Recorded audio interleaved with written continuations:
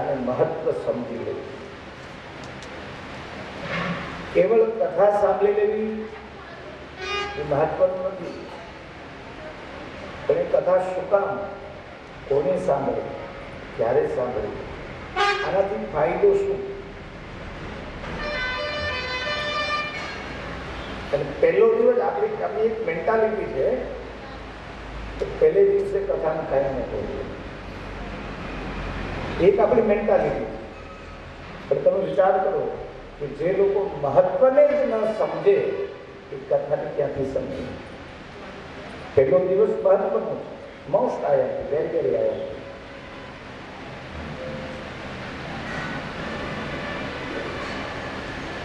ઉદાહરણ કે તौर पर मैं बताऊँ आपको कि તમે કોઈ પણ દવા લેવા જાઓ તો એનો ફાયદો આપણને ડૉક્ટર કહે કે આ દવા લેશો તો આમ થશે, આ દવા લેશો તો આમ થશે. LICના વીમા એજન્ટ આવે તો પણ આપણને સમજાવે કે આટલો વીમો ઉતરાવો તો આટલો ફાયદો થશે, આમ કરશો તો આટલો ફાયદો થશે. અને આપણી વિચારધારા એ છે ફાયદો જેમાં વધારે હોય એમાં આપણે ગોઠવાઈએ છીએ, બરાબર ને? તો કથાનો ફાયદો શું, કથાનું મહત્વ શું, એ જ ન સમજ્યા હોઈએ તો કથાને ક્યાંથી સમજવું.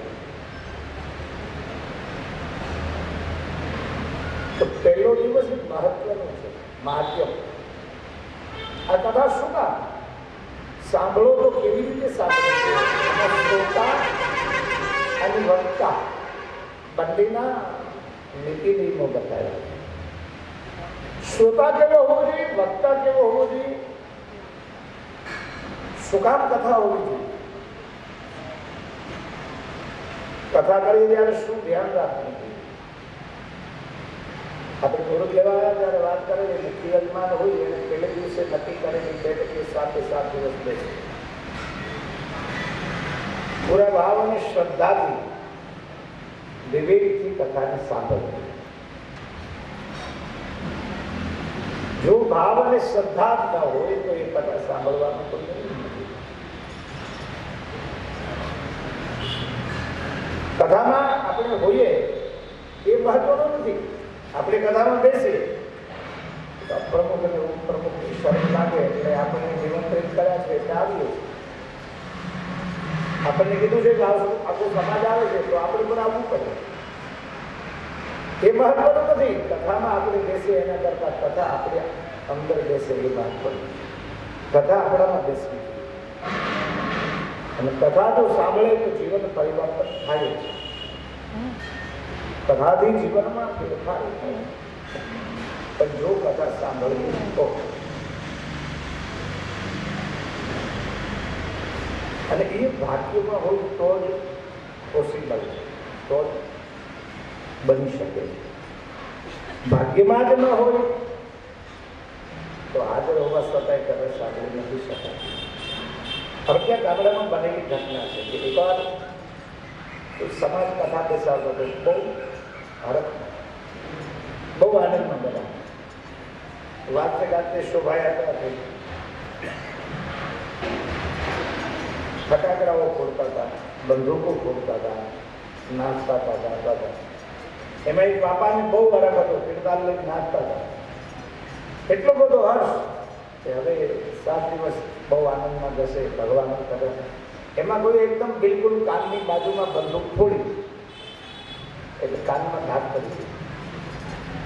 ધાક પડી જાય એટલે સમજો શું થાય, સંભળાતું બંધ હતું. કાઠિયાવાડી ભાષા.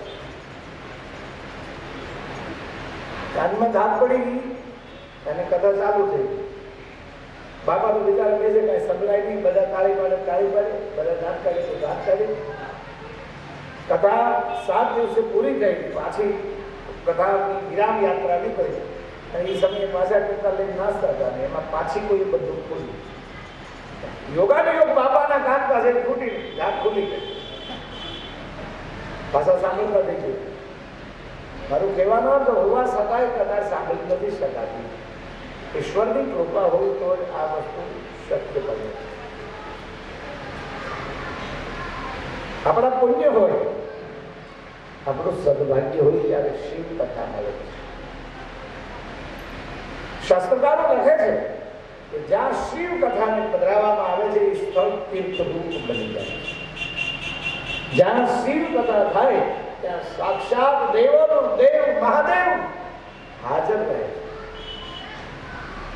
આ પુસ્તક નથી, આ પરમાત્માનું વાંગમય સ્વરૂપ છે. ભગવાન શિવનું સ્વરૂપ છે અને જે શિવને સેવે ને એના જીવનમાં કોઈ દિવસ ઉદાસી ન આવે.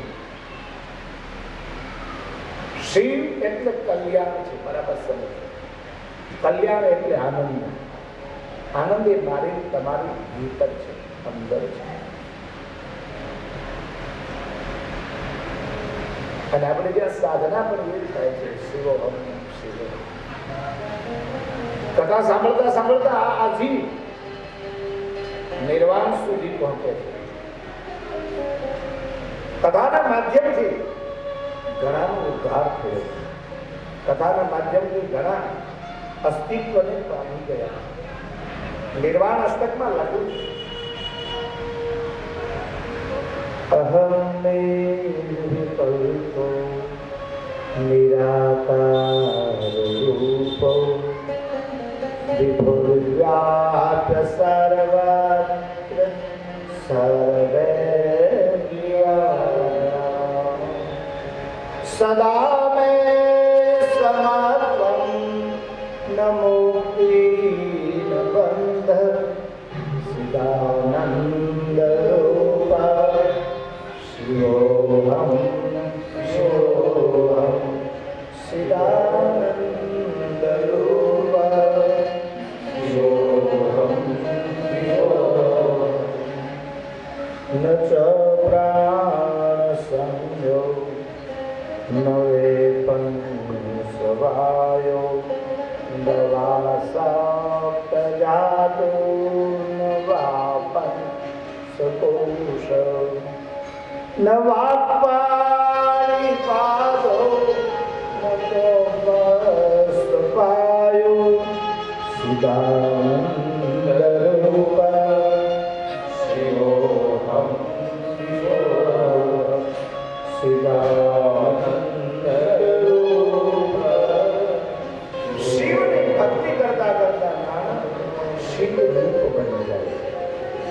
જે સ્થળ પર શિવ કથા થાય એ સ્થળ તીર્થ રૂપ બની જાય. શિવ નામનો જપ કરતા કરતા માનવી શિવ સ્વરૂપ બની જાય. એવી ભગવત કથાને સાંભળવા આપણે જઈ રહ્યા. એવી કથાનો આજે પ્રારંભ કરી રહ્યા છે.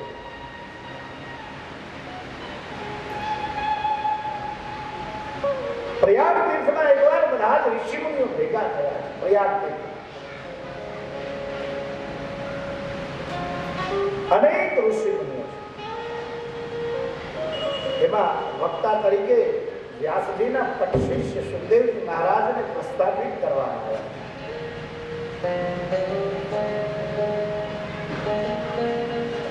બધા ઋષિઓમાં બુદ્ધિશાળી શૌનક ઋષિ હતા. એ પ્રશ્ન કરે છે. સુતજીને પ્રશ્ન કર્યો છે શૌનકે, હે સુતજી, અમને બધી બધા જ પુરાણોની કથાઓનો સાર સંભળાવો. જે બધા જ પુરાણો છે, આપણે જે 18 પુરાણ છે, 18 પુરાણ, એમાં શિવ મહાપુરાણ એ ચોથા ક્રમે છે.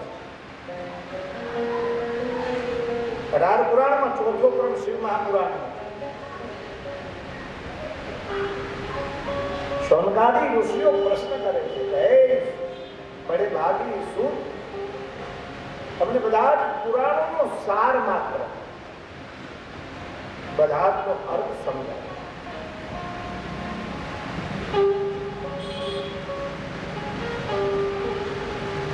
હે હે સૂત મહાપ્રાજ્ઞ સર્વસિદ્ધાંત વિપ્રભો આખ્યાયી મે કથા સારં પુરાણાનાં વિશેષતઃ આખ્યાયી મે કથા સારં પુરાણાનાં વિશેષતઃ.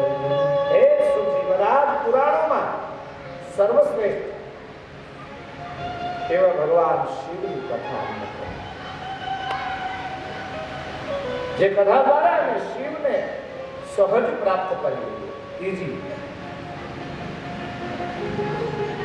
આજના યુગમાં પણ આપણે એવું જોઈએ છીએ, જે વસ્તુ ઈઝી મળે એવું ઝટ પકડીએ છીએ ને. મહેનત કરવી નથી આપણે, મહેનત કરવાની કોઈ તૈયારી પણ નથી આપણી.